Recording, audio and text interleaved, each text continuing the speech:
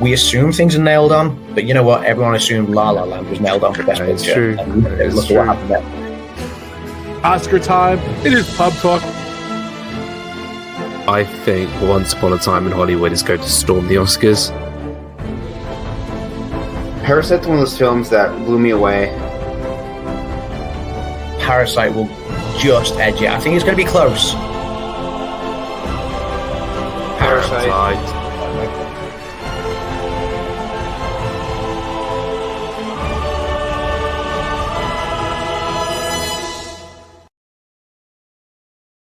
You know, I protest that because it doesn't have the little bell at the end, so I don't like that intro as much. I'm just thinking about it. Welcome, guys. Welcome to the show. What's up, Adam? How you doing, buddy?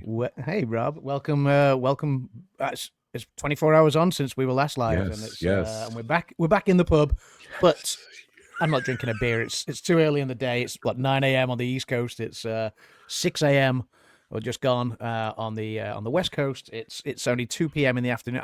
I guess it's 5 p.m. somewhere, right? So Yes. So yeah, we could technically have a beer if we wanted to, but I'm having a piping hot caffeinated beverage. Yes, so, caffeinated beverage. AW, my man. Mm-hmm. Adam DeWoo. So yeah, shout out to. Yeah, it's not that early there. You could be drinking. You could be going I could be crazy. drinking, but yeah, I've got to drive later, so Okay. so there we go. Well, So somebody wishing us Happy New Year 2022. Yeah, I'll take it. Yeah. Thanks. Thanks. It was a good year. I am a retro channel, so why not?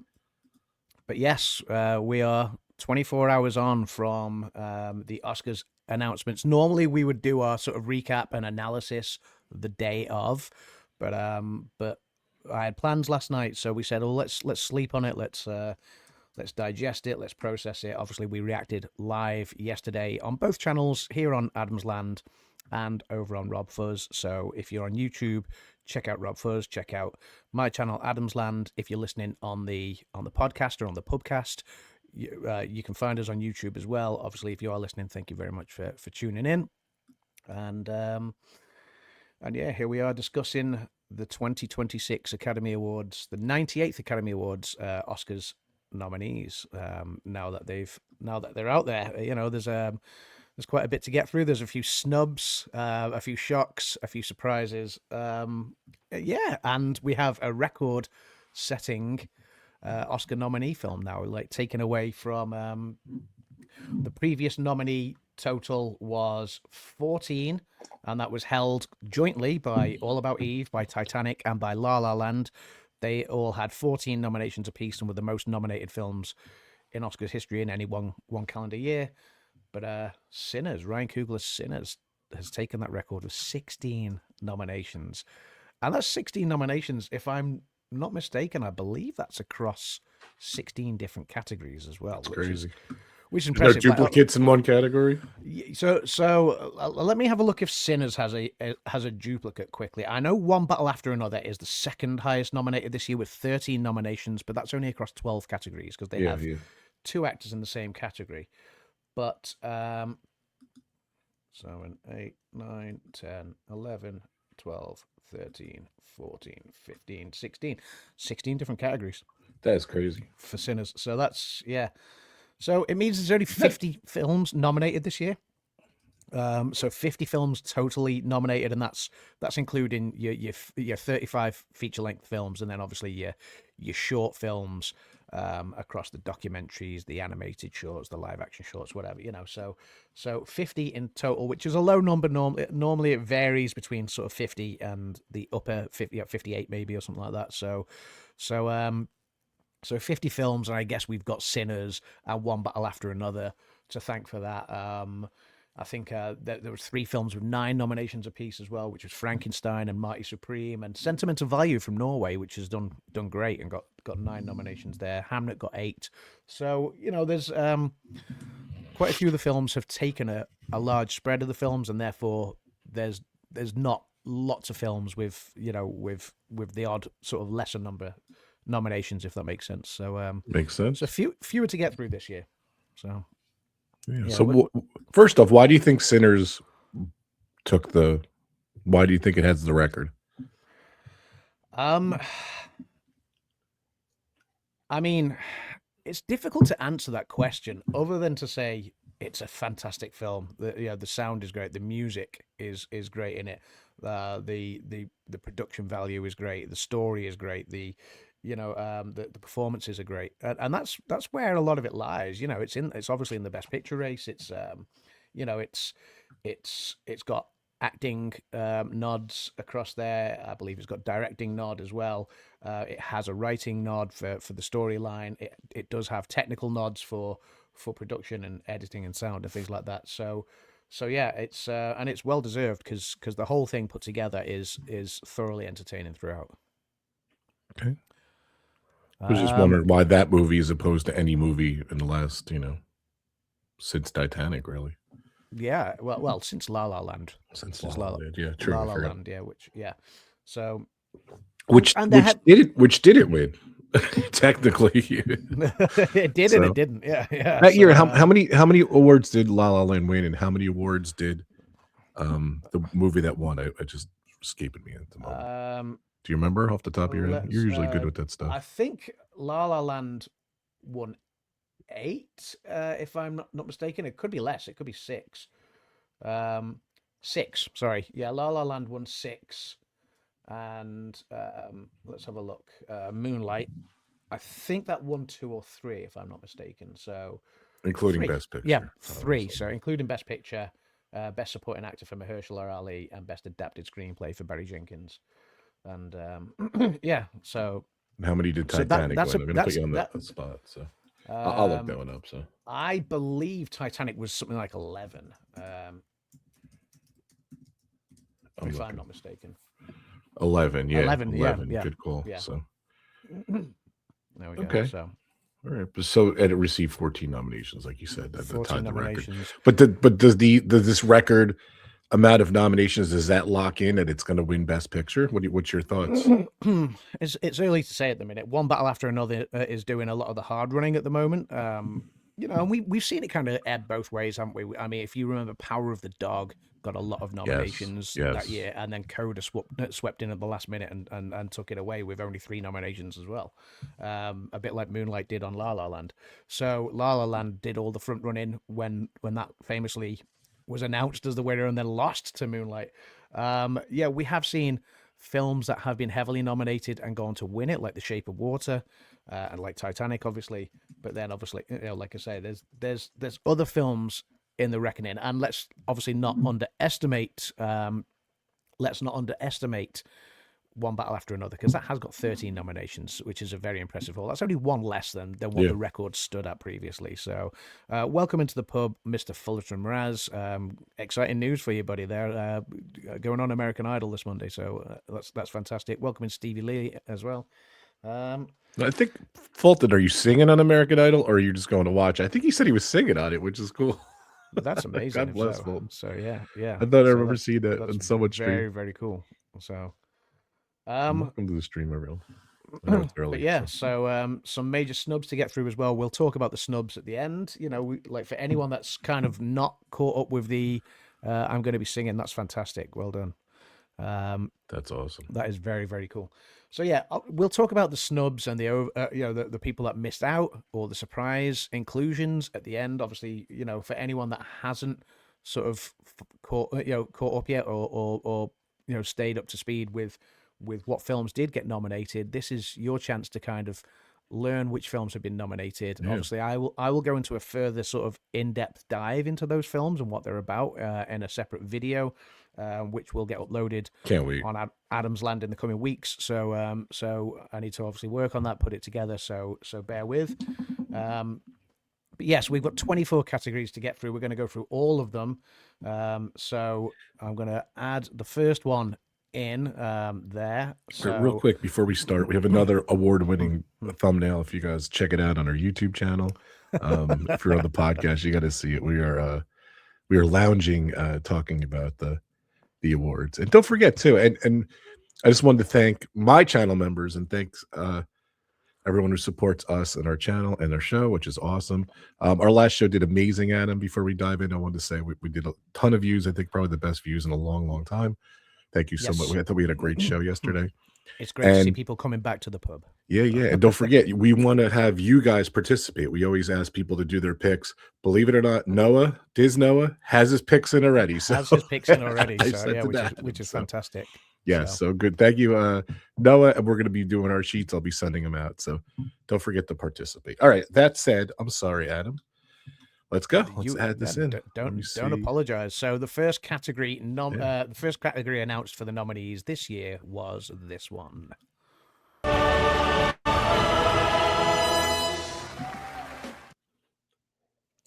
Here are the nominees for performance by an actress in a supporting role. Elle Fanning, Sentimental Value. Inga Ibsdotter Lilas, Sentimental Value. Amy Madigan, Weapons. Wunmi Mosaku, Sinners. Tiana Taylor, One Battle After Another. Yeah. What's that good-looking couple on a red carpet? I don't know. That's well, Kimmy and I thought we'd get dressed up for the occasion. Nice. I like that. It was good. Or for an occasion. So, you're having way too much fun with AI. I love it, though. We're having way too much fun with AI. Yeah, that wasn't actually us last night. That was or this morning. That was a photo done into AI. And why not? There's a couple of AI. There's a couple of AI films. Really, we'll get to that. That have been nominated this year. So yeah, but yeah, we'll get to that shortly. But yeah, so obviously we're looking at a technical difficulty there. No, we're looking at actress in a supporting role there. So Elle Fanning, Sentimental Value. So that's obviously Sentimental Value has got two nominees here in this one category. So Elle Fanning and Inga Ibsdotter Lilias. So that's that's a Norwegian international film. So it's so to see performances in there straight away off the bat. I'm looking forward to seeing that film because that's not the only nominees for that film for the acting categories. Amy Madigan from Weapons, fantastic performance. I've seen Weapons. I've seen Amy Madigan's performance. I was expecting more nominees for Weapons. This is the only nomination that film got. Wow. Okay. But it's a well-deserved one because Amy Madigan's performance is brilliant. So, she's a great actress. Yeah. Wunmi Mosaku, Sinners. Again, Sinners is full of fantastic performances, as I've touched on earlier. And Tiana Taylor, possibly doing the front running right now because she won the Golden Globe. She was shocked because Amy Madigan did win the Critics' Choice Award. So, but Tiana Taylor won the Golden Globe. So that'll be an interesting battle to see how that one plays out. That's not a pun on words, obviously talking about Tiana Taylor and one battle after another. But there are, again, one battle after another is loaded with performance nominations.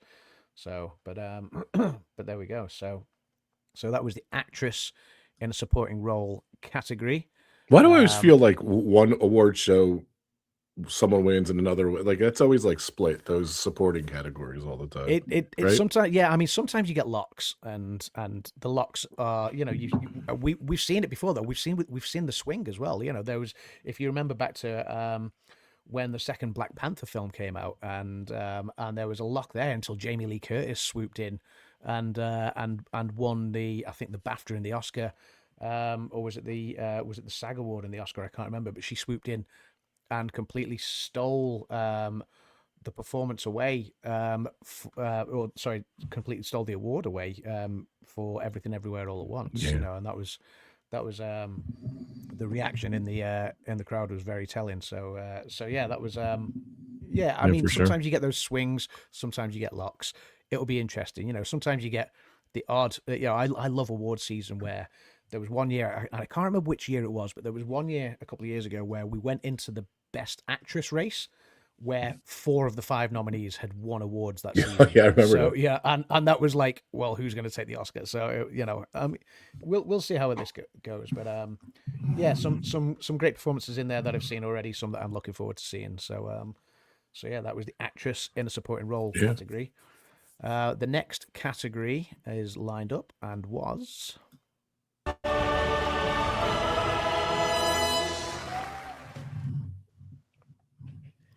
Here are the nominees for achievement in makeup and hairstyling: Frankenstein, Kakuo, Sinners, The Smashing Machine, and The Ugly Stepsister.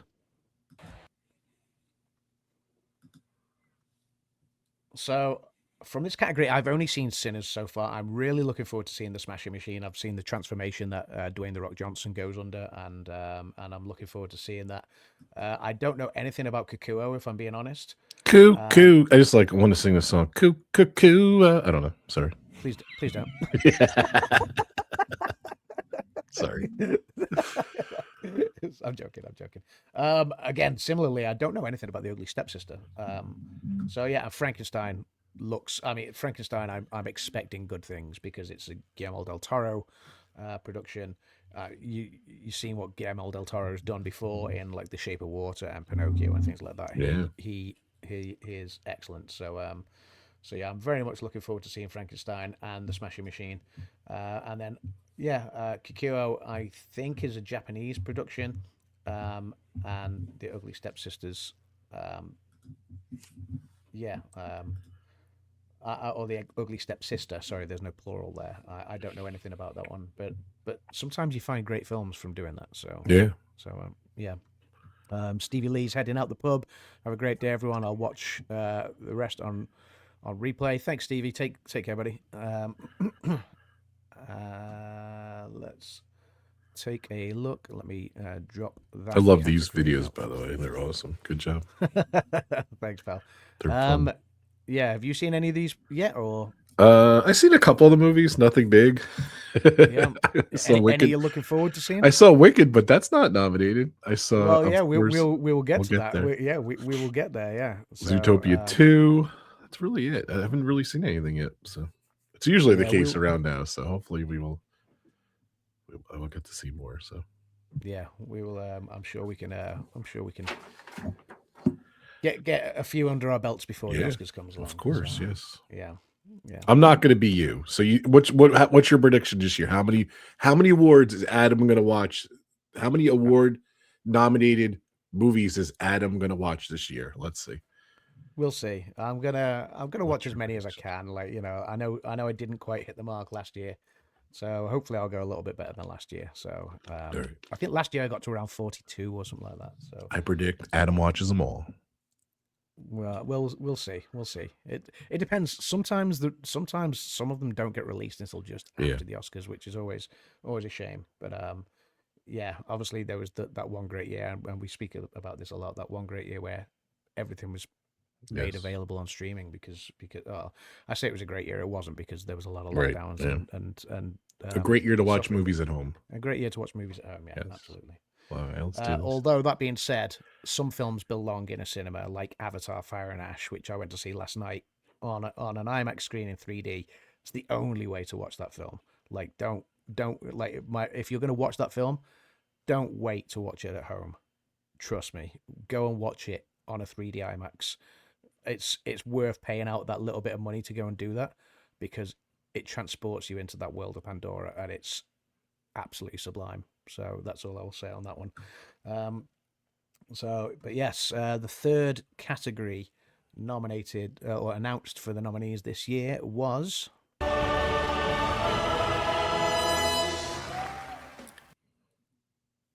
Here are the nominees for music, Best Original Score: Begonia, Frankenstein, Hamnet, One Battle After Another, and Sinners. So there we go. So that was maybe one of the first. Well, actually, sorry, I really should have said at the top. So just rolling back 2 categories, the supporting actress.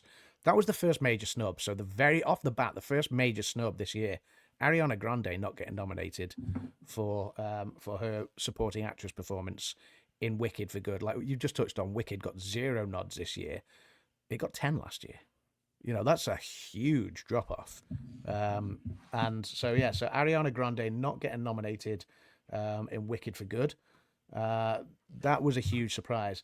In this one as well, in Best Original Score, I think a lot of people were expecting Hans Zimmer to get nominated for F1. So, and F1 did make the Best Picture race. So for Zimmer to get snubbed for original score, I think that was a shock to people. Sinners has got a great score. I do like. So I was looking at a song there. I was thinking, why am I not seeing Sinners? I know Sinners is on there. Ludwig Göransson, of course, fantastic score, and I do wonder if he will take that one. Obviously, you've got Hamnet, you've got One Battle After Another, you've got Frankenstein and Begonia. So, I don't doubt, like, the scores that Guillermo del Toro uses in his films are always great. And the music in Yorgos Lanthimos' films are always very entertaining as well. So I'm intrigued to hear what the scores are like in Begonia. Similarly in Hamnet and One Battle After Another as well, but I can say Ludwig Göransson's score in Sinners is top notch. So, yeah. Have you seen any of those films yet? I haven't seen, like I said, I haven't seen it on any of these. I've seen Zootopia too. That's it. Well, you've seen got one. some. Yeah, you got a little bit of catching up to do. I'm sorry, and I saw K-pop Demon Hunters. We saw. Okay. See, I've not seen that one yet. So I've seen two. So I did see Elio, which is also nominated. Oh, I'm sorry, and I saw Elio too. So I've seen 3 of the movies. See? Yes, There I'm you sorry. go. Thanks for pulling that out of me. So we did see that in the theater. So I'm noticing a pattern though. It's all cartoons for you. It's all animated. So. yep, that's what we like over at this household, the RobFuz household. It's funny though. Like Elio was really good. I really liked it. Not many people loved it, but I loved it. It was great, and it just kind of. I think K-pop is going to take it. I think Zootopia 2. I love the first one. I love the second one. I just don't see that pulling up. I don't see the hype train. We'll get to that, but yeah, we'll get to that category. Yeah. The next category though, and this is one that I can't profess to know much about. Yeah. I'm sure you won't as well. But let's touch on it anyway.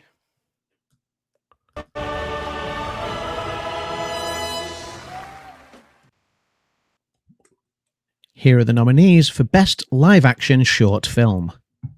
Butcher's Stain, A Friend of Dorothy, Jane Austen's period drama, The Singers, and Two People Exchanging Saliva. Interesting name at the end there for that last one. Hold on a sec. First off, I feel this category every year there's like a controversial title in like the shorts or the documentary or something. I think they do it on one purpose. Of the shorts. Yeah, usually there's a controversial title in one of the shorts. Sometimes in the short animated. I'm looking through, and because obviously it has the filmmakers on the Academy website as well. So and sometimes in these live action shorts, you will get a well-known filmmaker, who's normally more synonymous with feature filmmaking. And what's that one known to the general public? They're normally involved, but I'm not seeing any. Maybe Steve Pinder, but yeah. Or you'll get like an actor in there or something, a well-known actor. Yeah, exactly. What was they had a well-known actor and a well-known director like 2 years ago or something. Yeah, I know the one you mean. I can't remember it off the top of my head at the moment. Yeah. I'd have to go and do a search through, but at the moment that's not it's like it's not jumping out at me, which is fine. But yeah, so I do enjoy the live action shorts though. Like the live action shorts, the documentary shorts, even the animated shorts as well. Like I do enjoy them because sometimes, it's something that just kills 30 minutes, but they can be thought provoking. They can be quite entertaining. So yeah, I don't know anything about any of these movies at the moment, but I'm very much looking forward to viewing them and seeing what they are. And obviously, speaking of the shorts, the next category is also amongst the shorts.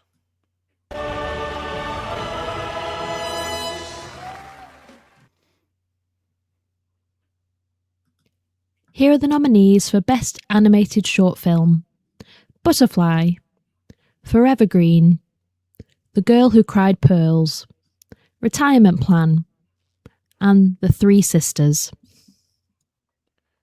Oh, again. What was that? Oh. I got the movie, by the way. The Wonderful Story of Henry Sugar.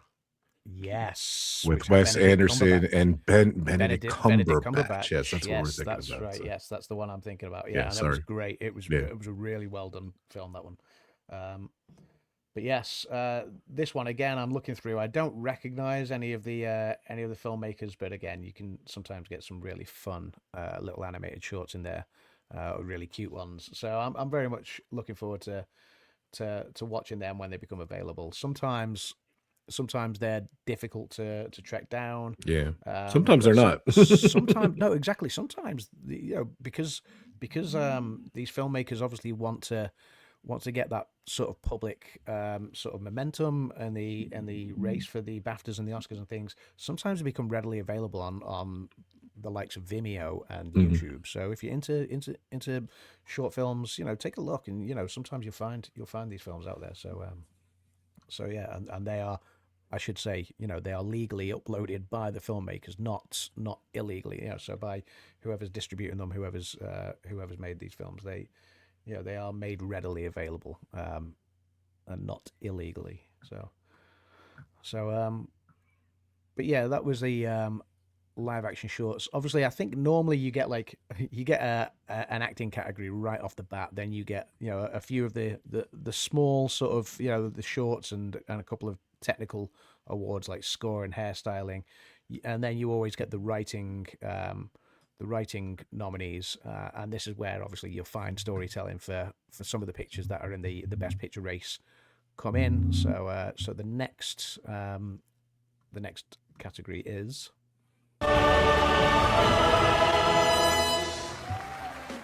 here are the nominees for writing best adapted screenplay: Begonia, Frankenstein, Hamnet, One Battle After Another, and Train Dreams. You guys look so lovely. Thank you. Give me 1 second.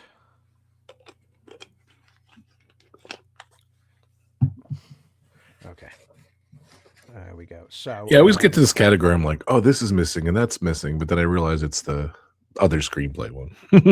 Yeah, so this is the adapted screenplay. Yeah, so obviously something that's taken from a source material, which obviously Frankenstein, we know that's a story that's told in the past. Hamnet, Chloe Zhao, we know that's obviously based on a Shakespearean story. Yes. Yeah, so I'm Train Dreams was taken from a book, I believe. One Battle After Another and Begonia, I have no idea where those have come from. But yeah, I'm very much looking forward to seeing all of these films. Oh, Train Dreams I have seen. Train Dreams is, yeah, I really enjoyed that one. Yeah, I was going to say, you saw Train Dreams because you said you liked it. So. Yeah, I did see Train Dreams, and it was a nice little story. So yeah, I did enjoy that one.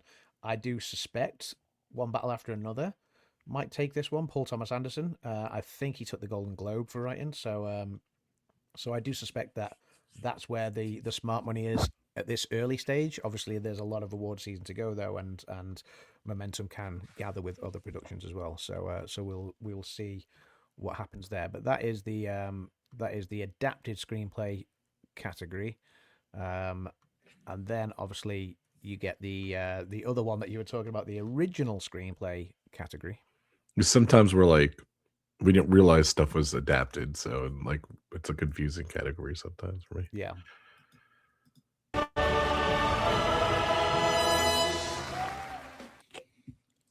Here are the nominees for writing Best Original Screenplay: Blue Moon, It Was Just an Accident, Marty Supreme, Sentimental Value, and Sinners.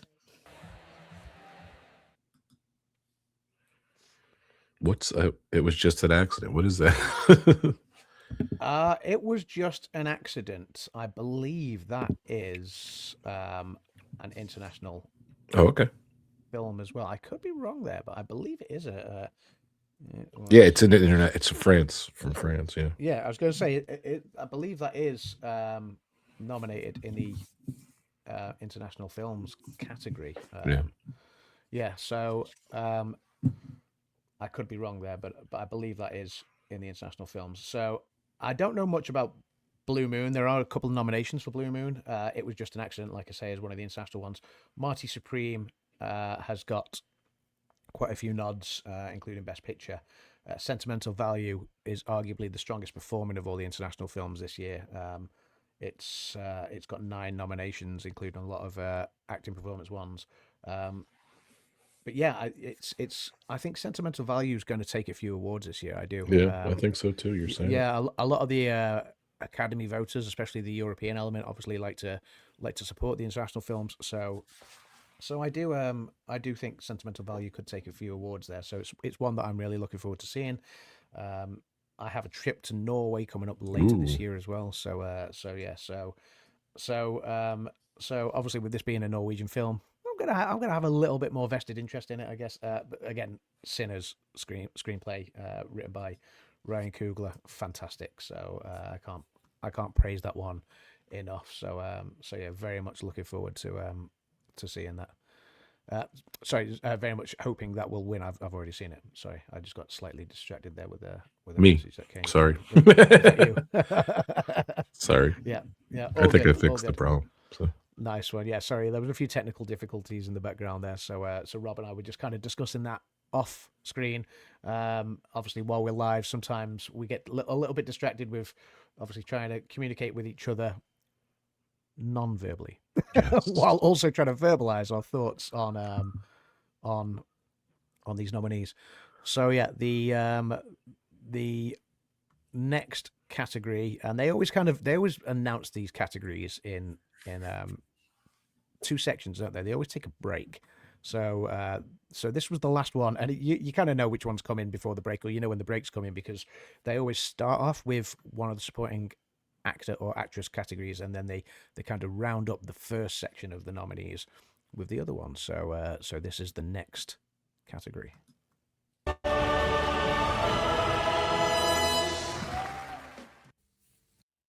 Here are the nominees for performance by an actor in a supporting role. Benicio del Toro for One Battle After Another. Jacob Elordi for Frankenstein. Delroy Lindo for Sinners. Sean Penn for One Battle After Another. And Stellan Skarsgård for Sentimental Value.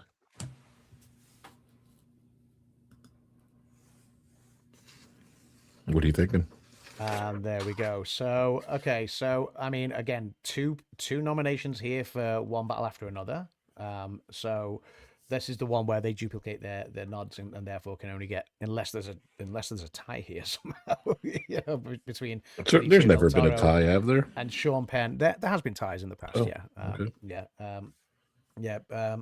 Benicio del Toro and Sean Penn both nominated for One Battle After Another. Delroy Lindo, Sinners, again, like I say, Sinners has got some great performances throughout. But the two performances to look out for so far, I mean, Jacob Elordi won the Critics' Choice Award for actor in a supporting role. Stellan Skarsgård won the Golden Globe for actor in a supporting role in Sentimental Value. So again, it's very much very much up in the air at the moment as to where this could go. I have only seen the one performance so far, which was Delroy Lindo's, which was great, but I'm very much looking forward to seeing the other four performances as well. So obviously there was a bit of a break there before they came back to announce the brand new category for 2026. So it's the first time they've added a new category at the Oscars in 24, 25 years, something like that. Yeah, something. Yeah, so, I thought it was 22, but so very much looking forward to seeing how this one plays out. We do see similar categories like the Critics' Choice and the Golden Globe and stuff. So we'll see how this one plays out. But yeah, the next one is.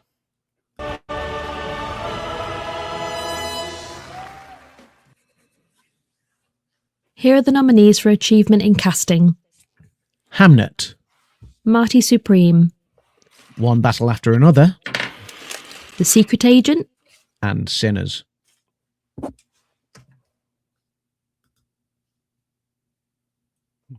you scribbling something on a notepad then? Does it come out? I thought it mutes me, but sorry. No, it doesn't mute. No. Oh, good to know. I can hear everything you're doing every time you play one of these video clips. I thought it muted. No, only when you have it in the other section. Yeah, so when it. someone presents a video, it doesn't mute, only in the other section. Oh, okay. That's my bad. Yeah. I'm so sorry. Yeah, I do stuff when the videos go. So yeah. So what do you think? Like, why do they even need this? Don't get mad at me casting people, but I don't know. I don't know, but I think this is a byproduct of the failed attempt a few years ago. If you remember, they tried to add in a category that nobody wanted, which they have at the Golden Globes as well, which is kind of like the I think they called it at the Oscars. They wanted to call it the best popular movie, box office kind of thing. Yeah. So yeah, the Golden Globes, they kind of have box office, and basically that was kind of a movie to celebrate movies. Essentially, all it does is pats the ones on the back that have a ready-made audience, that are going to do really, really well. So things like Barbie, sort of had a fantastic sort of success. Wicked had a ready-made audience, because there was fans of the musical and stuff, and it was very, very well sort of revered.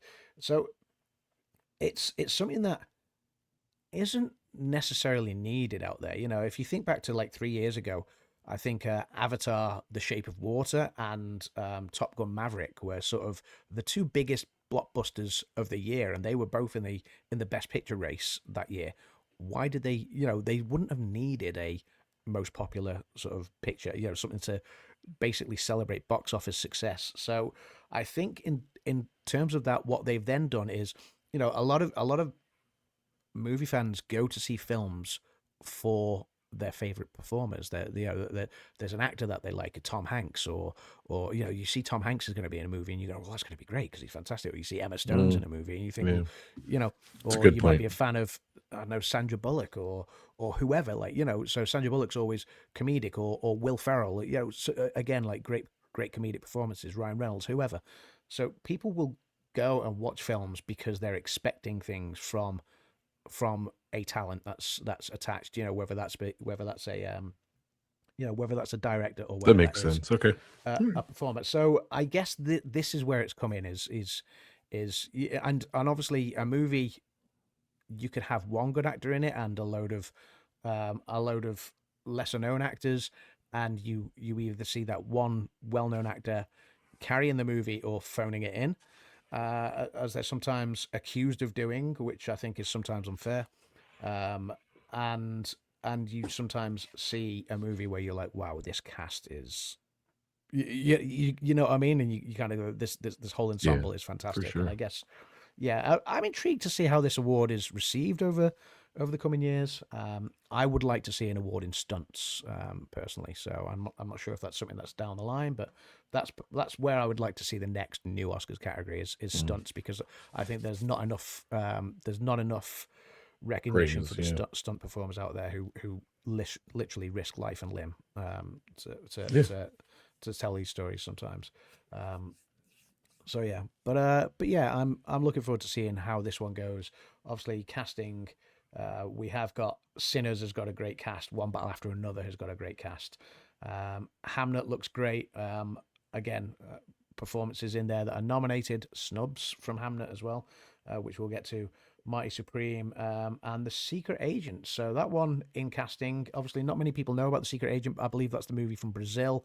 But Wagner Moura is nominated for Best Actor there. So yeah, it's interesting that one's crept in. There are some other movies that I could think of that maybe, have not entered the conversation yet, and maybe that's because they're not competing this year. Maybe they're going to be in next year's awards categories and things. But yeah, so we will see. But that's the new casting category. Like I say, I think Sinners has done well at the Golden Globe so far and at the Critics' Choice in similar categories. So we'll see how that one plays out. The next category announced.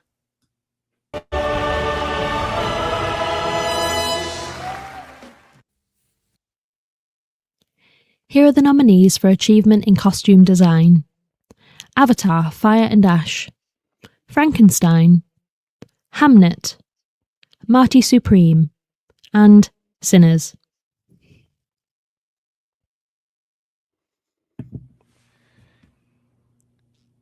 So obviously, a lot of Avatar is heavily CGI and VFX based. So I'm fascinated that one is in the costume category, and I can't remember if Shape of Water was nominated for costume. Thinking on that, so I'd have to look back. Yeah, we have Frankenstein. I'm expecting good things because it's a Guillermo del Toro performance again, and Hamlet's obviously a period piece, so period pieces normally get nominated and do quite well. Sinners, Ruth Carter. Ruth Carter's obviously a well-known costume designer, so she could stand to do well here. I've not seen Marty Supreme yet, so I'm not able to comment on it. So, but yeah, I do sometimes love the costume design categories. Like if you remember back to things like like the period pieces. Yes, but also when like Emma Stone did Cruella, things like that. Right, The costume designs in that were superb. But like you say, period pieces tend to fare quite well. So it'll be interesting to see where this one goes. Shape of Water was nominated Best Costume Design. Yes, was Avatar Fire and Ash in 2022? Oh, not Fire and Ash. Sorry, Avatar Shape of Water. So, yes, sorry, no, Shape of Water. Is that what you meant? Avatar: The Way of Water. Avatar: The Way of Water. Is that what you meant? The Shape of Water.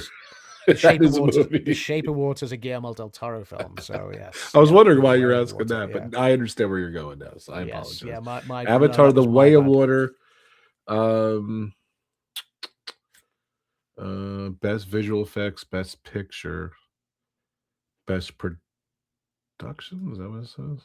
Production design. Yeah, those three. So no, it wasn't. Oh, okay. So it wasn't nominated for costume, whereas it is this year. So interesting. Okay, the next category, and this one has another snub. Speaking of Avatar, so but yeah, the next category is.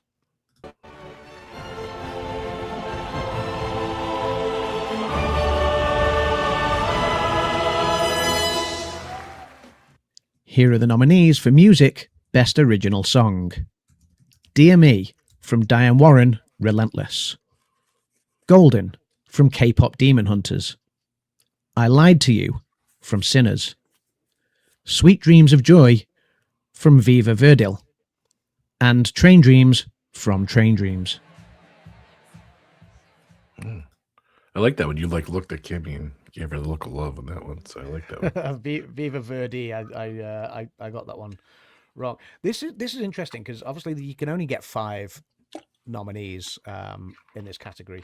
Now, the Viva Verdi song, I think, was the surprise inclusion here at the expense of 2 surprise snubs. So I think obviously Miley Cyrus's song "Dreaming On," which is from Avatar: Fire and Ash, that has been sort of hyped up during awards season. It's been nominated in other awards, so that was a surprise omission.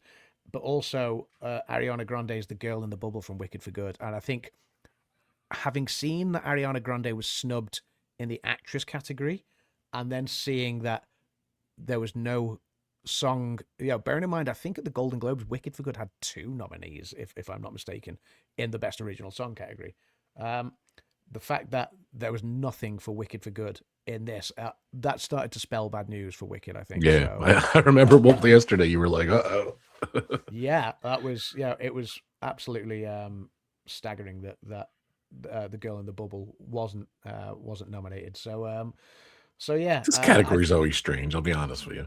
It's always like one or 2 good songs, and the rest you're like, what is that? Yeah, so obviously Diane Warren nominated once again. Yes. I think the Academy are just desperate for her to win, so they're going to keep on nominating her until she finally wins. Because is this like a 9th year on the bounce now? Her 17th, I think, in a row. 17th, you were saying, right? 17th nomination, 9 on the bounce. Yeah, 9 in a row. But unfortunately for Diane Warren, as much as I would love to see her win finally, I think it's going to go to Golden from K-pop Demon Hunters. 1,000%. I'm sorry. If Diane Warren wrote Golden, she would have won. But I Lied to You. I Lied to You from Sinners is a good song. Sweet Dreams of Joy, I don't know, from Viva Verdi, and Train Dreams from Train Dreams, again, good song. But yeah, this is 100% going to Golden. So that's an interesting category to see 2 strong songs snubbed, and then Ed Sheeran Drive was a good song too. I was watching that this morning. He did it on. He has his all-star band doing it, which was awesome. He was on Jimmy Kimmel. I was watching it this morning. Such a great song. Oh wow. Okay. So Yeah. So some surprising snubs there. So it's it's actually it'll be interesting. Like it's going to go to Golden surely, but I really really hope Diane Warren swoops in and gets a surprise win on the night, maybe. But, God bless K-pop Demon Hunters and Golden. Like it's such a big success. Like I think they made this movie and they didn't realize how big it was, and the sequel's like 3 years away or something, and like the whole resurgent, like the band was like just on like performing again. I've seen them like 3-4 times in the last few weeks, like I guess for the Oscars, and it's a fun song. It's yeah, clearly gonna win, but all good. So all right, on to the next one. On to the next one.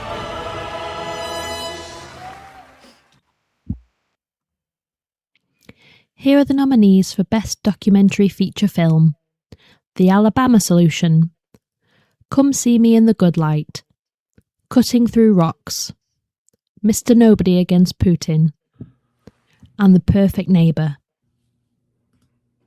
Oh, real quick before we move on, my prediction: Diane Warren's going to win. They're going to make a documentary about her Oscar run. She's going to wait. Hold on. She's going to write a song for that, and that's what she's going to win for.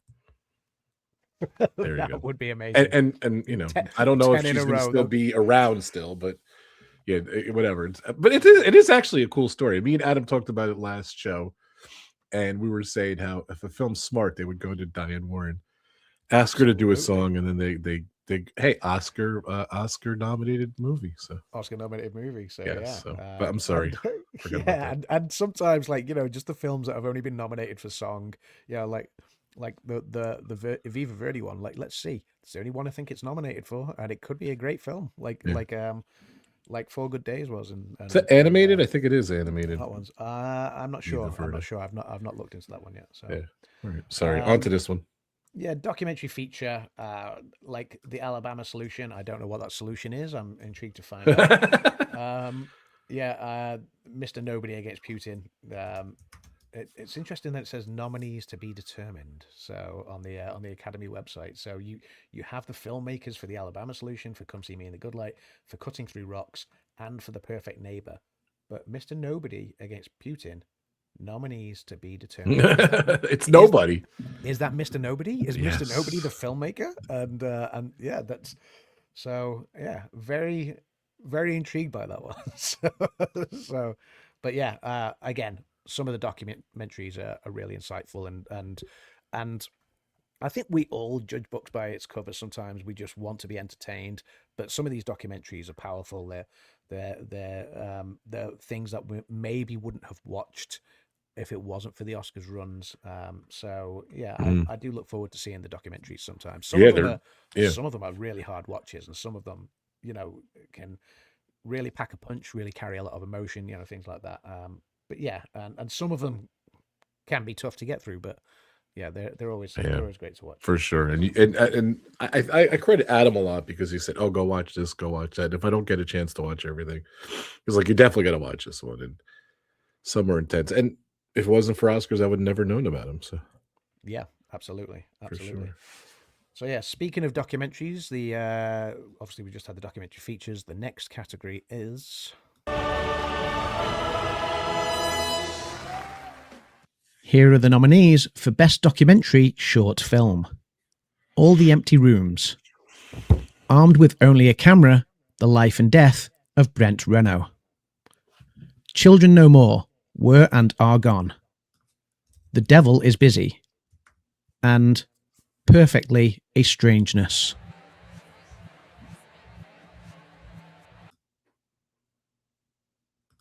I'm trying to think of who you look like in that video clip, but it'll come to me. So. Rumor has it I look like Adam's Land. I think so, yeah. So just a rumor I've heard. Yeah, again, these documentaries, I don't know any of them. Armed with Only a Camera, The Life and Death of Brent Renaud is done by Craig Renaud. So I'm guessing that's a relative. So I'm going to guess it's a I'm going to be interested to see what that one is. The Devil is Busy. I'm intrigued to know what that one's about. But yeah, I don't know. All the empty rooms. Where are these empty rooms? because yeah, what's in the empty rooms? Well, I guess nothing. If they're otherwise they wouldn't be empty. So but I've got a lot of stuff that I need to put into storage, so I want to know where these empty rooms are. So I this just could be googled. educational. I googled Brent Renard, and he was a documentary that did a lot of. It's like I'm looking like earthquakes and different stuff around the world. I think he's no longer with us, obviously from the title, but yeah. His younger brother collaborator recovered Brent's body and later released a film called chronicling the lives he and his brother spent covering the world's most dangerous conflicts, and it's on HBO Max. So HBO Max makes really good movies, so we get to see that one. So and it's his passport photo as the photo on Wikipedia, which is intriguing. So we'll see. That should be an interesting one. So we'll see for sure. So yeah, so the next one, and again, this is one where we're likely not going to know much about these films, but although 4 of them have been talked up a lot during awards season. So the next one, big year for international.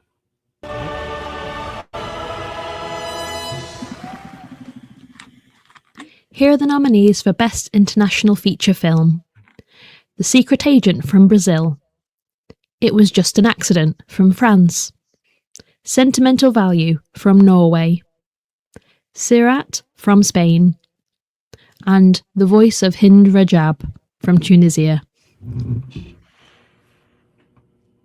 A bunch of good stuff in that one. Secret Agent, Sentimental Value. I think it's a lock between those two, right? So I mean, looking at it, yeah, obviously, It Was Just an Accident has been nominated for more than just this one, which is the French nominee. Oh, that's true too. Yes, Sirat has been nominated for more than just this one. So from Spain, The Voice of Hind Rajab from Tunisia, I guess, is the also ran in this category with 4 strong performances. Although, like you say, I think The Secret Agent and Sentimental Value are doing the heavy lifting at the moment. I believe they've both won an award so far. I could be wrong there, but I believe they've both won awards so far. So it'll be interesting. Obviously, a lot of people praising Bagdamora's performance in The Secret Agent. A lot of people praising Stellan Skarsgård's performance in Sentimental Value.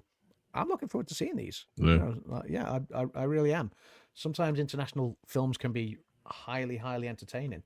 Now, I'm not sure whether Mickey 17 is that a Korean film, or is that seen as a westernized film now? Because I guess it's it's United States and Korea, so maybe that's why it wasn't in, because that's Bong Joon-ho's new film, and that is obviously Bong Joon-ho famously won Best Picture for Parasite. That was the first film to win international and Best Picture.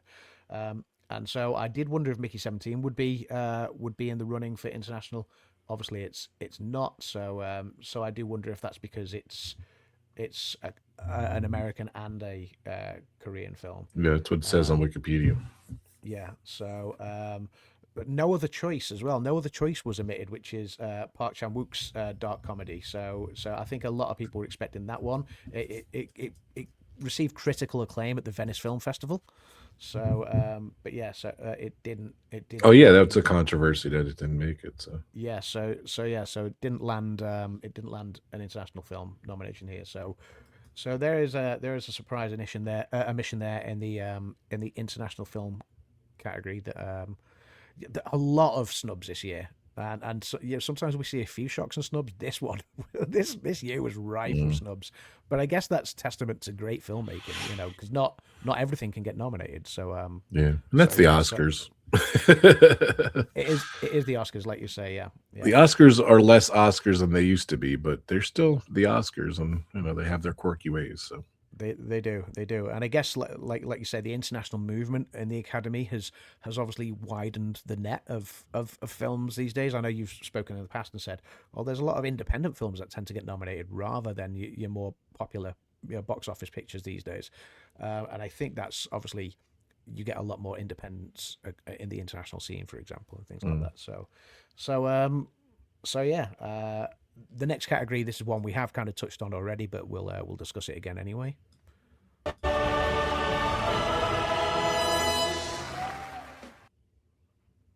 Here are the nominees for Best Animated Feature Film.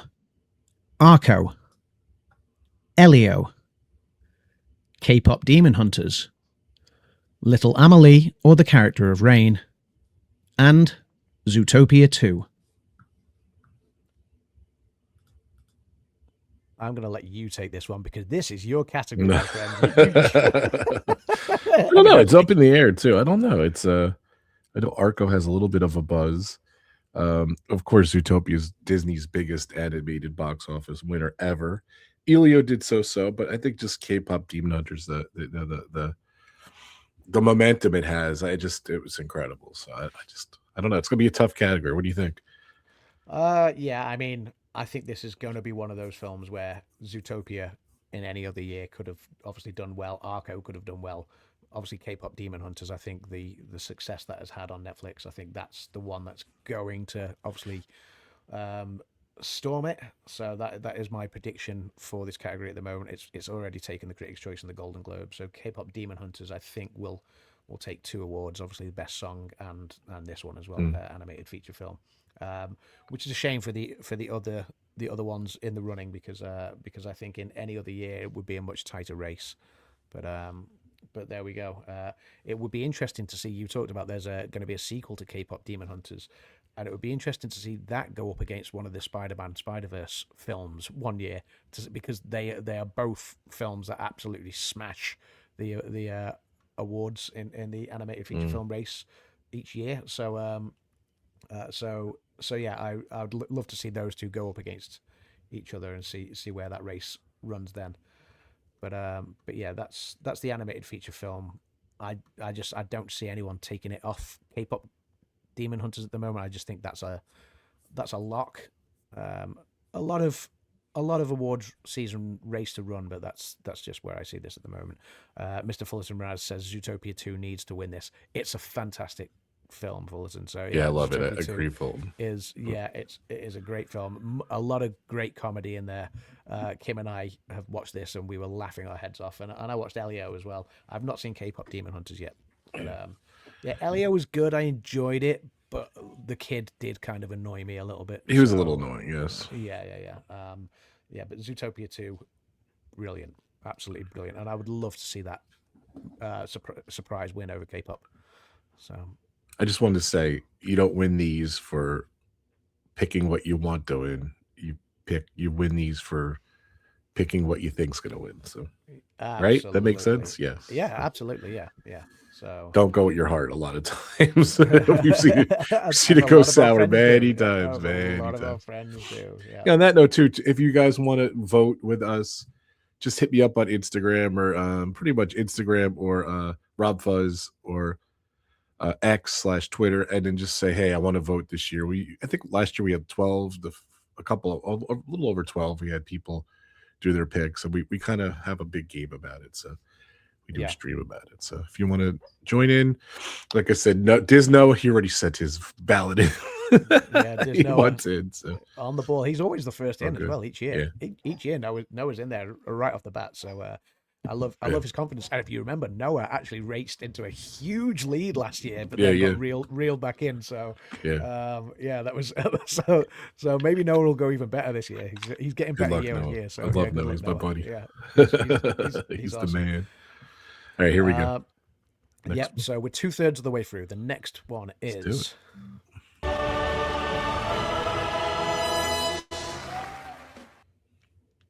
Here are the nominees for achievement in production design: Frankenstein, Hamnet, Marty Supreme, One Battle After Another, and Sinners. Again, a huge surprise omission for Wicked for Good here. Like Wicked for Good nominated for production design last year. Did it win? I can't remember what won production design last year. I want to say Wicked was up there. I could be wrong. But yeah, it was,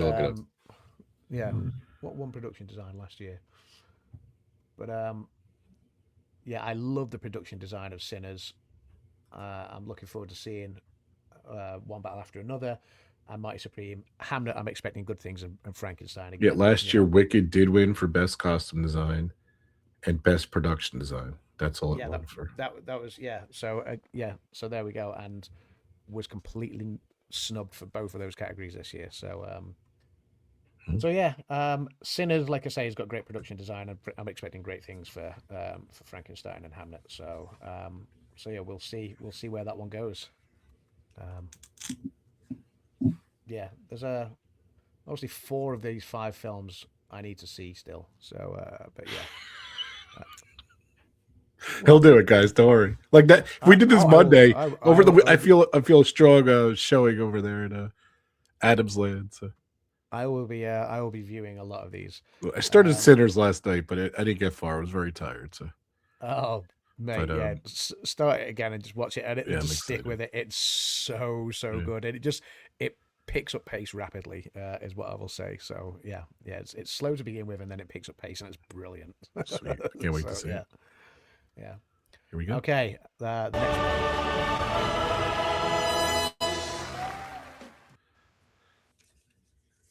Here are the nominees for achievement in film editing. F1, Marty Supreme, One Battle After Another, Sentimental Value, and Sinners. Extra long stare at Kimmy on that one. So extra long stare. AI Adam. That was AI Adam making sure he'd read these right for film. That's awesome. But yeah, another one for sentimental value there. So yeah, I always like seeing the editing. It normally means films are a bit fast paced and things. Sinners, obviously, obviously there's good sound elements as well. Yeah, F1. Normally, racing films do tend to score well in the editing categories. So and that kind of ties in with sound as well as the film editing. So F1 obviously nominated here in a technical award. Mighty Supreme, One Battle After Another, Sentimental Value, I'm yet to see, and Sinners again. I'm going to stop saying it's a great film because otherwise I'm at risk of just repeating myself over and over again. I get it. It's a great film.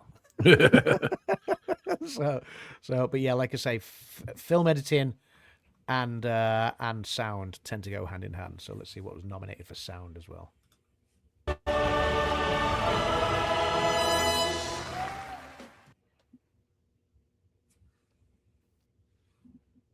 Here are the nominees for achievement in sound.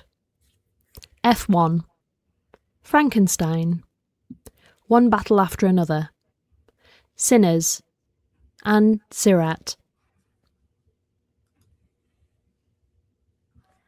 Again, another major snub for Wicked there, because Wicked, we've already touched on it. It got 0 nominations, but a musical getting 0 nominations in sound. Wow, that's mind blowing.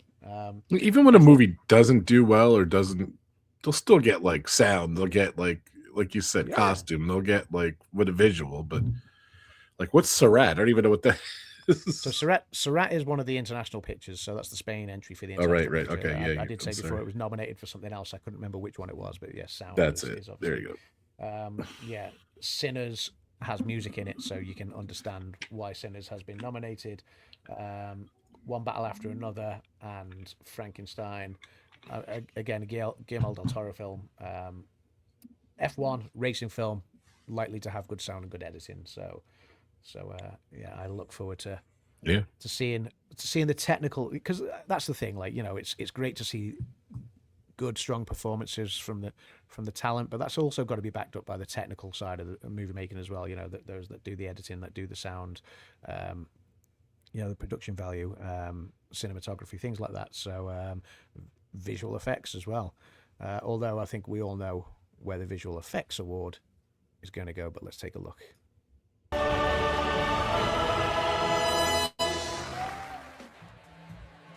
Here are the nominees for achievement in visual effects. Avatar: Fire and Ash, F1, Jurassic World: Rebirth, The Lost Bus, and Sinners.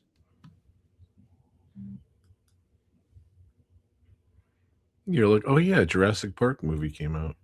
this Yep. year. So the new Jurassic Park movie, I'm looking forward to seeing that. I've not seen it yet, so I am looking forward to seeing that. Yeah, The Lost Bus, I've got no idea what that one's about, but I'll be intrigued to see it. Obviously, F1, we've already got F1 in film editing and in sound, and it scores in visual effects here as well.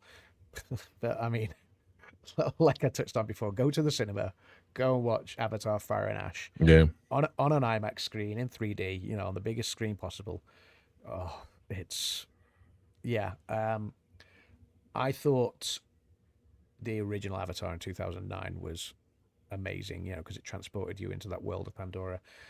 I loved that. Obviously, Avatar 2, The Way of Water. Let me get it right. The Way of Water was obviously The pushed bold back and movies. back and back because they had to actually develop the tech to film that underwater, you know, to make that what it was.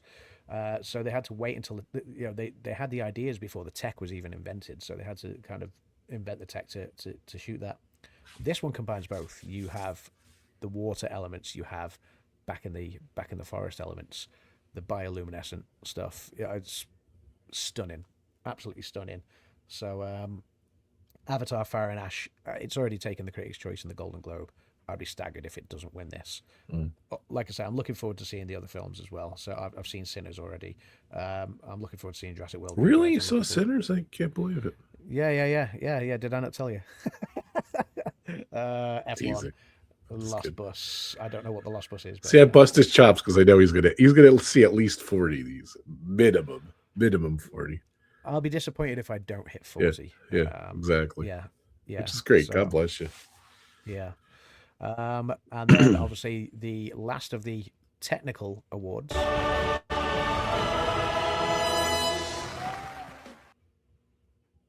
Here are the nominees for achievement in cinematography: Frankenstein, Marty Supreme, One Battle After Another, Sinners, and Train Dreams. Cinematography then. So and you know, it's quite often noted that film editing, cinematography, directing, you know, they're the ones that kind of help steer. Yeah, I was just gonna say that. Help steer towards Best Picture. So seeing One Battle After Another nominated here again, seeing Sinners nominated here again, Frankenstein nominated here again. You know, it bodes well for the Best Picture race for a lot of these films. Marty Supreme, Train Dreams, you know, they're all in the Best Picture race. So yeah, I expect the Frankenstein cinematography to be stunning because that's what Guillermo del Toro does with it. He creates stunning masterpieces. Michael Berman, though, in One Battle After Another, you know, wonderful cinematographer. So yeah, we'll see where this one goes. Before I forget to ask, you think Sinners? I looked up the release date, April 18, 2025. Do you think because it came out so early that will hurt it? But like, how do you hurt something that has a record in nominations? Though, you know, it's tough. Well, exactly. It's you know, it has record nominations, like I say. So, but then we have seen some films in the past score. You know, we touched on this earlier. You see films that score big and land big, like The Shape of Water and Titanic. You see some films that score big and score nothing. And we have seen that in the past. Recently, yes, 100%. Yeah, like last couple of years. Yeah, Scorsese's epics like The Irishman. I think, did that score anything? I can't remember. Maybe one or something. Maybe there was an acting award in there or something like that. But what was the other one that you had The Irishman, and then you had the one with Leo DiCaprio in it, and I believe I can't remember if that landed anything in the end, but quite often, you know, there's a lot of nominations for films, and then Irishman didn't win any Academy Awards. What was the other one you were asking? I can't remember the other Scorsese film that he did most recently. It was what was it? It had Leo DiCaprio in it. Killers of the Flower Moon. Killers of the Flower Moon. That was the one. Yeah. And I can't remember if that won any. Nope. 0 and 10. Yep. 0 again. Yep. So yeah. So sometimes you get these films that score big in the nods. How was that movie? Killers of the Flower Moon. Don't remember. It was. I didn't see enjoyed it. it. I Okay. enjoyed it. The thing is, both of these films were long, Yeah. long films, both over 3 hours long, as is the new Avatar film, I should say. So the new Avatar film, 3 hours and 15, 3 hours and 20, something like that. Wow. Yeah, but yeah, it was, worth every moment of it. I can't say that about The Irishman and Killers of the Yeah, Flower Moon. yeah, There were bits that I thought could be cut short in both of those movies. I saw The Irishman. I thought it was good, but it was definitely Yeah. too long. Yes, yeah, Yeah, that was the year I saw every picture, I think. So yes. I think that was possibly the year I did as well, or maybe it was the Parasite year, before, maybe. So. The know. Irishman, yeah, it might have been the Parasite year. So, but then we're into the last four categories now. So the big do it. four. Wow, we're doing good on time too. Here we go. Wow.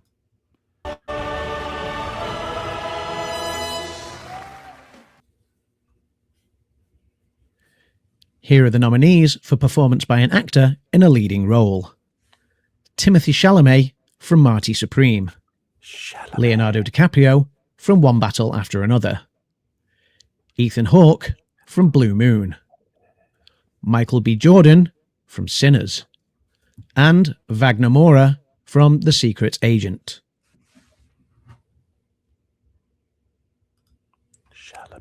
Chalamet. Did you hear me saying it during the Yeah, thing? yeah, I did. Yeah. Chalamet. No reaction. So, Kim said when I did the voiceover that she's like, "How tempted were you to be like Chalamet?" I would have I was like, obviously, totally yeah. approved it. So Chalamet. But One more. Chalamet. Chalamet. Oh, by the way, like, Adam Sandler was a snub. I was reading that. So this is obviously two major snubs here. So Adam Sandler, I think a lot of people expected him to be nominated for Jay Kelly, obviously alongside George Clooney there, and Paul Mescal was doing well in awards season in Hamnet, and again completely overlooked here. So there was two surprise omissions here. So obviously Timothée Chalamet won the Golden Globe.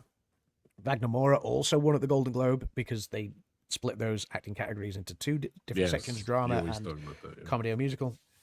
So it'll be interesting to see where that goes. Obviously Leo DiCaprio. A lot of people are talking up his performance for One Battle After Another. Ethan Hawke and Michael B. Jordan, great performances. Michael B. Jordan's fantastic in Sinners. Did I tell you I've seen Sinners? Oh, really? Surely a jest. Yeah. Ethan Hawke. I've not seen Blue Moon yet. So, but yeah, it has been nominated for a few. Do you know? I things, saw. so... I put Blue Moon on. I started watching it. I didn't realize. I fast forwarded a little just to see what it was about, and I didn't even realize it was him. It was so funny. He looked so different in it. And I met Ethan Hawke, super nice guy, super great guy. So, but I wish him the best. So, but I don't know who do you think's going to take it? Who's the front runner there? Chalamet. I think Chalamet at the moment. I think Chalamet's got to be leading. Although there's a lot of people talking up Wagner Moura's performance and Leo DiCaprio's, so I don't think that's a lock at all at this stage. Okay. I think there's a lot of running to do in that particular category, and who knows? The Oscars always throws up a surprise, not just in the nominations and the snubs and omissions there, but also on the night itself with the when the awards are presented. So we'll see.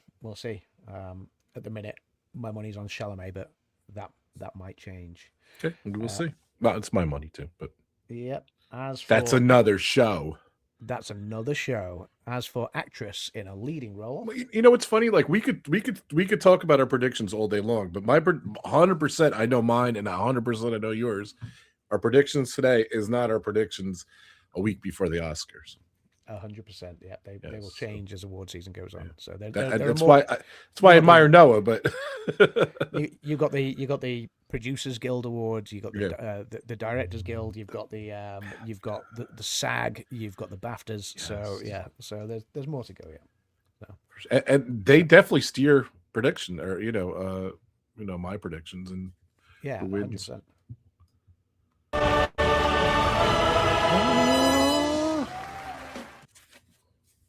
Here are the nominees for performance by an actress in a leading role. Jessie Buckley in Hamnet, Rose Byrne in If I Had Legs, I'd Kick You, Kate Hudson in Song Sung Blue, Renata Reinsver in Sentimental Value, and Emma Stone in Begonia.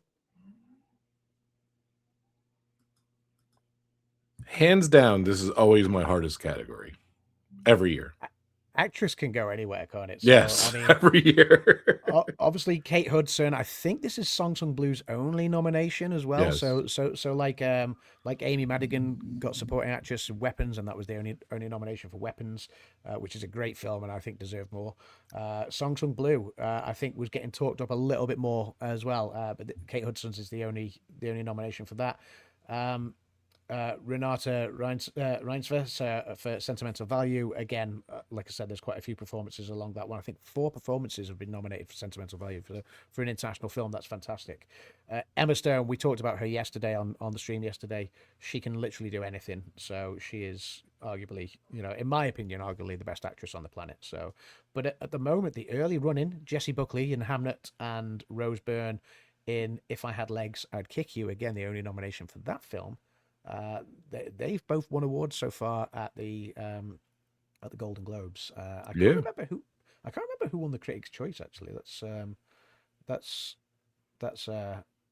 Cynthia Erivo snubbed again in this category. So yeah, it's Do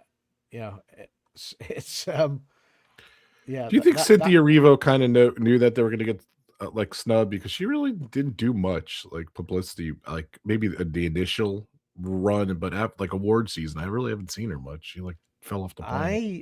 I'm not sure. Maybe it's scheduling. I don't know, but yeah, maybe I don't know.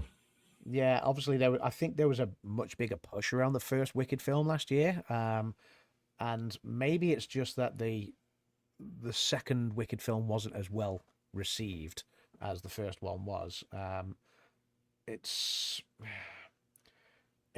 But that's the thing with the second act in Wicked is the music is not as good. All the strong, a couple good songs, but the strong musical performances are in the first act. Obviously, they added a couple of new songs which we expected to see nominated, but the second act is the kind of the more storytelling and tying up of loose ends.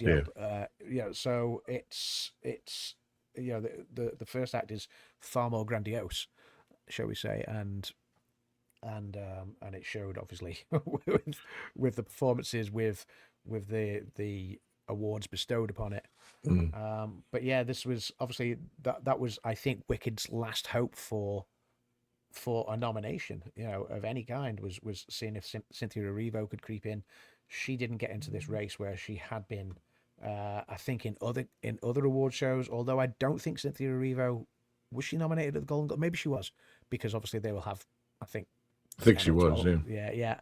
Again, they split it across two categories. So, by the way, If I Had Legs, I'd Kick You. Conan O'Brien is in the movie. Oh wow. Okay. He is. Rose Byrne plays Linda, and Conan O'Brien is Linda's therapist. So. Oh wow. Well, there we go. So Didn't know that. The and host Christian Slater's in it too. Good old Christian Slater. But yeah, yes. the host this year being nominated, not nominated, sorry, being in a film that is nominated for like a Kevin Bacon kind of Yeah. 6 Degrees to Rose Byrne or whatever, or an Academy Award nominee. But yeah, let's see if they mention that. It's gonna be cool. So I'm just on their wiki, so I know zero about this movie. Yeah, I'll be interested to see if what Conan says about that. Yeah. But that was the actress in a leading role. I think Jessie Buckley and Rose Byrne have done the early run in, but Emma Stone could come big. So she always does. Yeah. She generally does. She does. So I'll be interested to see how that race plays out. Like you say, that is sometimes the one that throws up a shock. So like Anora last year, when Mikey Madison won for Anora, and she had not been doing the early running up until that point. I'm just looking up Emma Stone real quick before we move on. I'm just curious what she got.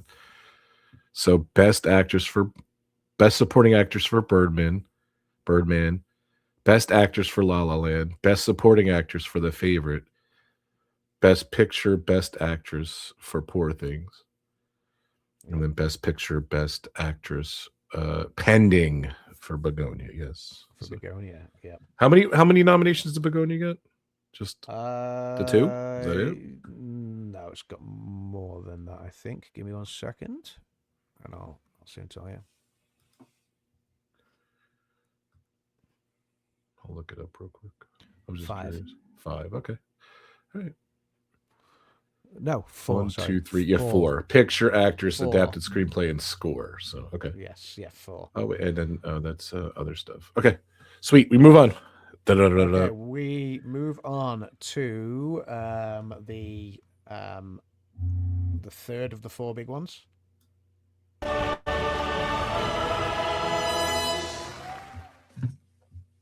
Here are the nominees for achievement in directing: Chloe Zhao for Hamnet, Josh Safdie for Marty Supreme, Paul Thomas Anderson for One Battle After Another, Joachim Trier for Sentimental Value, and Ryan Coogler for Sinners.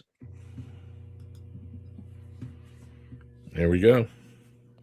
So yeah, a few good directing performances here. Obviously, Joachim Trier has got 9 nominations for his film for his international film. So I'm sure he'll, he's well worthy of this nomination. Josh Safdie, Marty Supreme's obviously scored well as well. Chloe Zhao, a former Oscar winner, she won for Nomadland.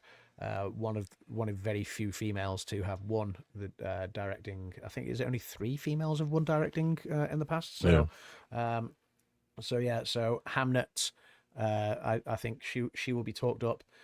Ryan Coogler, Sinners, say no more.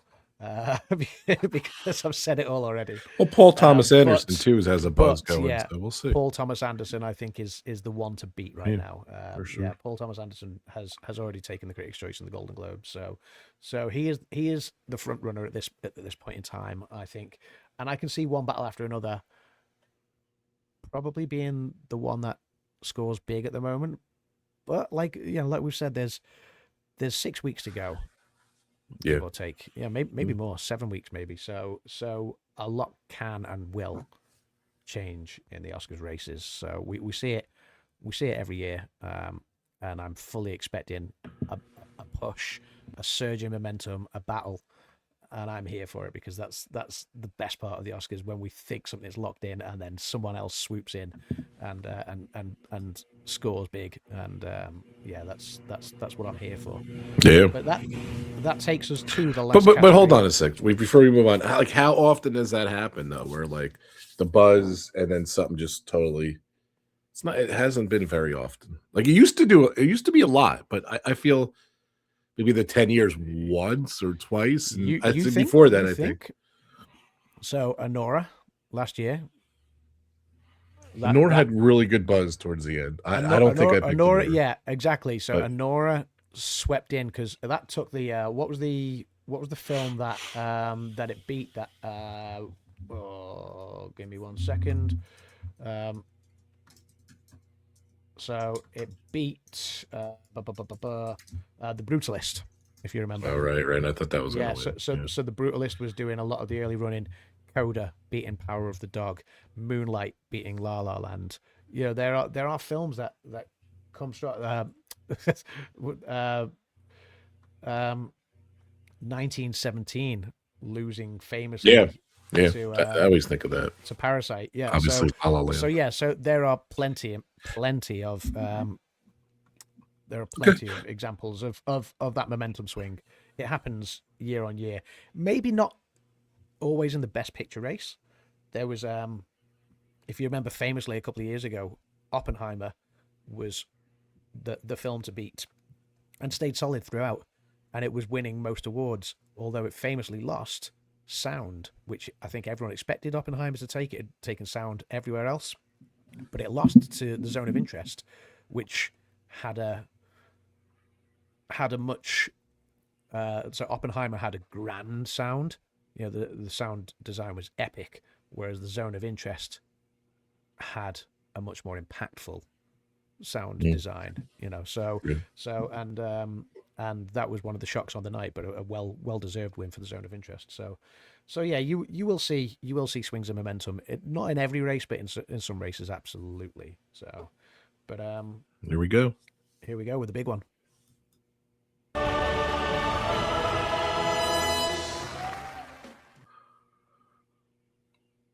Here are the nominees for Best Picture.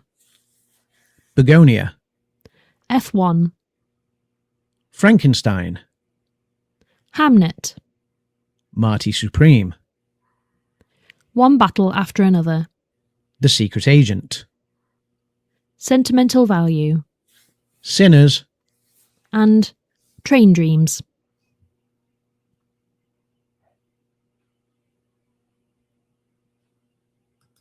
I love that you left it up there. There we go. Here we go. There they are. Last final look. Bye, guys. Thank you so much for helping. That was awesome. That was amazing. I love that you guys split them, by the way. I noticed every little nuance you do, by the way. So that was amazing.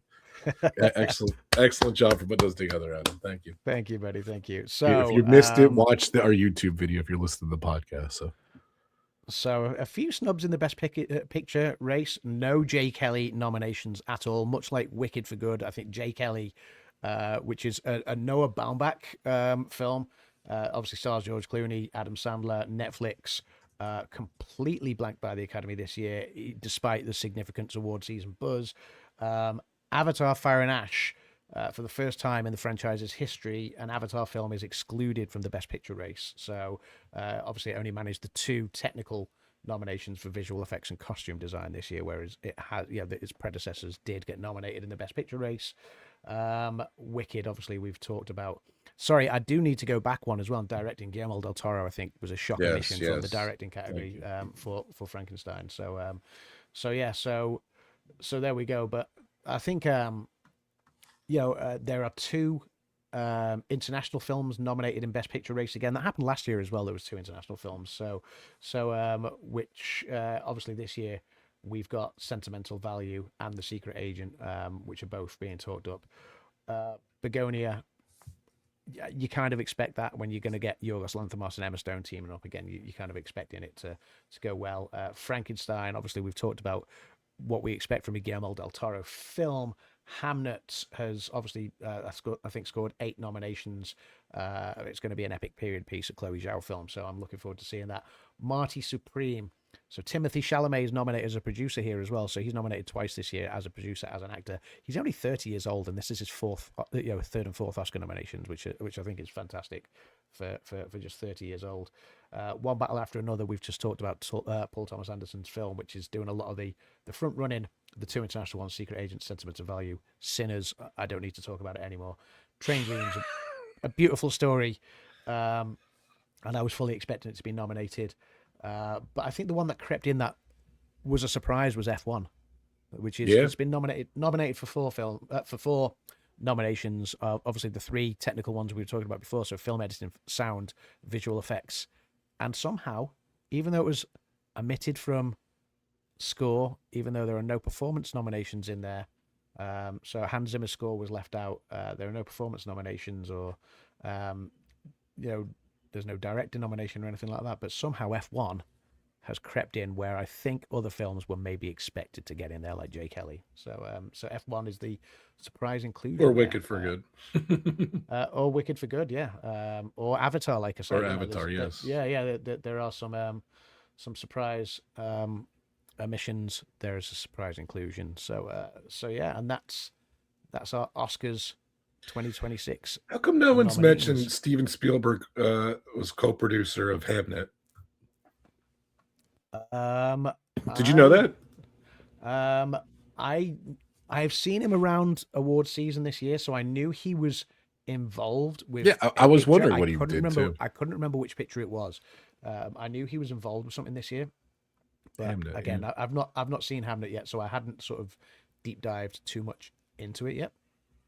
A lot of times he just like kind of puts his name on stuff, and I feel he just whatever, but yeah. I love Steven Spielberg. He does no wrong for me. So yeah. So there we go. Though, but a record 16 nominations for a little film called Sinners. Did you see that yet? I don't know. Yeah, it's Congratulations. it's good. I'm watching that today. Yeah, I'm watch definitely it. checking it out. So Watch it. One Battle After Another, 13 nominations across 12 categories. Frankenstein, Marty Supreme, Sentimental Value, all with 9 nominations apiece. Hamnet with 8 nominations. So, yeah, there was obviously 317 films, I think, whittled down to 201 films, and then whittled down to 10 films. Begonia, F1, Frankenstein, Hamnet, Marty Supreme, One Battle After Another, Sentimental Value, Sinners, The Secret Agent, and Train Dreams. Those are the big ones. Warner Brothers, I think, obviously it's well publicized that Warner Brothers is currently struggling financially, and obviously is in the middle of a sort of bidding war between Paramount and Netflix. But Warner Brothers led all the studios this year with 30 Crazy. nominations. How much? 30? Great. I talked over you. Sorry. 30. Yep. 30. Netflix and Neon both got 18 apiece. So Netflix has dominated in the past. So it's great that Warner Brothers, a traditional studio, has taken the nominations lead there. Netflix and Neon 18 apiece, like I say. Historic gains for women, apparently. So a record 74 women have been nominated this year. That's awesome. Yeah, so that's a record. So yeah, I think that's great. Wait. 74 women got nominated for Oscars? Yes, across yeah. So across the different categories. So Okay. whether they're involved in any of the technical fields, the filmmakers for maybe any of the shorts, obviously for directing, for performances, things like that. So producing. But yeah, 74 women in total have been nominated this year, which is a record. 4 non-English language performances have earned acting nominations. So Interesting. two for the Secret Agent and 2 for Sentimental Value. Most of them I think for Sentimental Value. Sorry, 2 international films, Secret Agent and Sentimental Value, were nominated for Best Picture and International Film. I mentioned obviously 30-year-old Timothée Chalamet becoming a 4-time nominee. We've mentioned that this is the inaugural Best Casting category sort of debut, and we have mentioned obviously the major snub. Jake Kelly was a major snub, but the big one I think that surprised everyone was Wicked for Good being completely shut out. Yeah, those are the hot takes this year. Yeah. But there's some great films out there to go and watch. And So Best Picture, Sinners, One Battle After Another, and the takeaway maybe Sentimental Value, you think? I think Sentimental Value could be in the running there. Yeah, I guess those 3, I think. Well, that's today. We're doing this January 23rd. That's what I think Frankenstein was maybe in the running until Guillermo del Toro got overlooked for director. Yeah. So yeah, Hamnet might be in the running. Chloe Zhao's in there, so we'll see. But yeah, I think One Battle and Sinners are going to be the 2 to beat Sentimental Value. I think is going to do better than people are expecting. We'll see. Yeah, We'll see. All right, there we go. That was a good one. Can't wait to do the everything. predictions. So. Yes, yeah, the predictions, and we'll cover a bit more. And like I say, I will do a deeper dive into the nominated pictures, so people can get a better understanding about what these films are. So obviously, stay tuned to the Adams Land channel for that. And I will. And if you're not sure what any of these films are, if you're not sure what One Battle After Another is, or Sentimental Value, or Frankenstein, or Sinners, I mean, everyone's familiar with the Frankenstein story, but obviously Guillermo del Toro takes these stories into different places and things like that. So, but yeah, if you're not sure what any of these pictures are, stay tuned. I will obviously get a video up that sort of deep dives what they're about and what they're nominated for. Yeah. So I know Fulton was asking about some movies. Watch his channel, Fulton. Make sure I know yours on your channel. So he has a great video explaining all the movies. So awesome. Okay. Yeah. I can't say when the release date of that is because I still need to work on it more. But yeah, but you do an amazing job. In the next couple of weeks. So yeah. Yeah. Sweet. But- All right, buddy. Great stream. Maybe we'll be on next week. I know next Friday's my birthday. Maybe we could do a stream for my birthday. We're not sure yet, but we will see. I'm hoping to be. I know I've got obviously Do it my early, band maybe? is rehearsing for a gig at the moment, so Awesome. so I'm practicing tonight, which is why we went early today. Yes. We've got I'll be honest, I like next these week as early. well. I like these early shows. You know, we're not really drinking, but in the pub, but We're they not actually drinking do in the really pub, good. but yeah, we should. A lot of we shall see how it competition in goes. there, so. Yeah, the pub's normally a little quieter in the day because people are Yes, working. So yes.